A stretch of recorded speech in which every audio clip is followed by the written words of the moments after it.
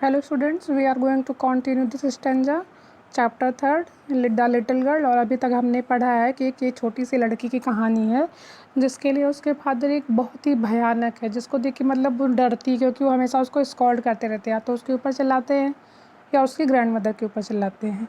ठीक है, तो और यही तो अभी हमने पढ़ना। फिर उसके पापा का बर्थडे था तो उसकी दादी ने सजेस्ट किया कि तुम उनको कुछ गिफ्ट दे सकती हो।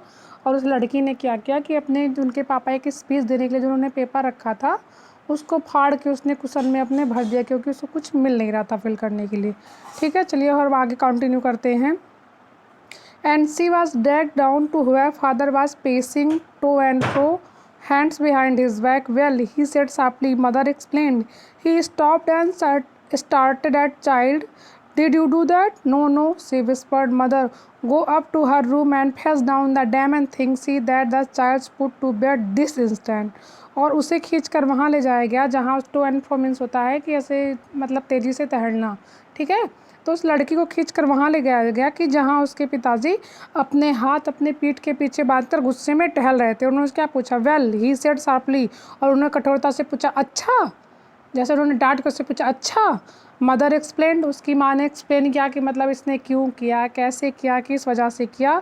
He stopped and started at the child. और क्या किए? सॉरी स्टार्टेड नहीं, स्टेयर्ड एट द चाइल्ड। ठीक है, और वो रुके और वो बच्ची को उन्होंने, स्टेयर मीन्स होता है घूरना, और बच्ची को घूरने लगा।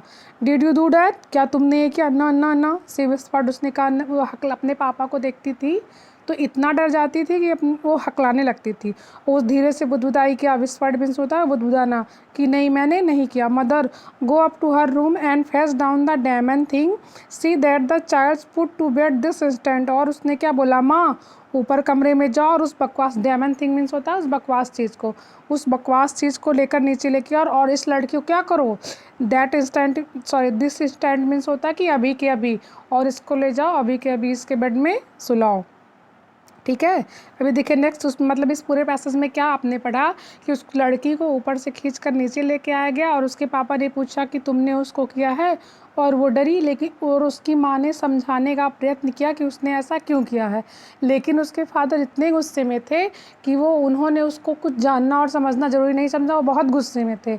और उन्होंने कहा कि जैसे नहीं होता सब लोग कहते हैं मेरे आँख के सामने से हट जाओ, दूर हो जाओ, उसी तरीके से कहा कि इसको यहाँ से ले जाओ। अब नेक्स्ट पैसेज देखिए। Crying too much to explain, she lay in shadowed room watching the evening light make a sad little pattern on the floor. Then father came into her room with a ruler in his hand. I am going to beat you for this, he said. Oh no, no, she screamed, hiding under the bedclothes. He pulled them aside. Sit up, he ordered, and hold out your hands. You must be taught once and for all not to touch what does not belong to you. But it was for your birthday. Down came the ruler on her little pink palms. उसके बाद क्या हुआ?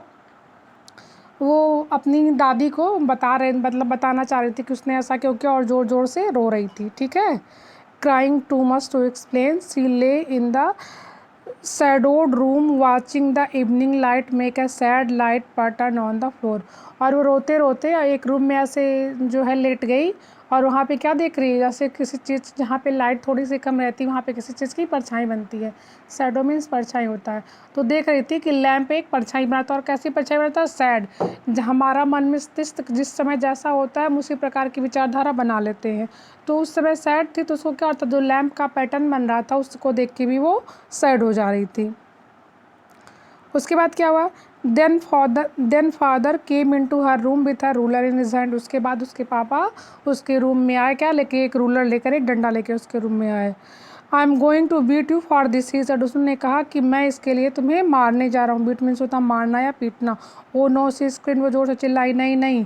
और अपने हाथ तो क्या किया? बेड के कपड़े थे ना, ऐसे बेड पे कुछ कपड़ा था उसी के नीचे छिपा लिया, bed coat means. He pulled them aside, और उन्होंने क्या किया? उसको एक किनारे खींचा। किसको? लड़की को। सिट अप, ही ऑर्डर्ड, उन्होंने क्या ऑर्डर दिया कि बैठ जाओ। ठीक है, and hold out your hands, और अपने हाथ को आगे बढ़ाओ। You must be thought once and for all not to touch what does not belongs to you. और उन्होंने कहा कि तुमको ये ज़रूर सीखना पड़ेगा कि तुम उस चीज़ को दोबारा कभी नहीं छूओगी जिसका तुमसे कोई मतलब ना हो या जो तुमसे संबंधित ना हो।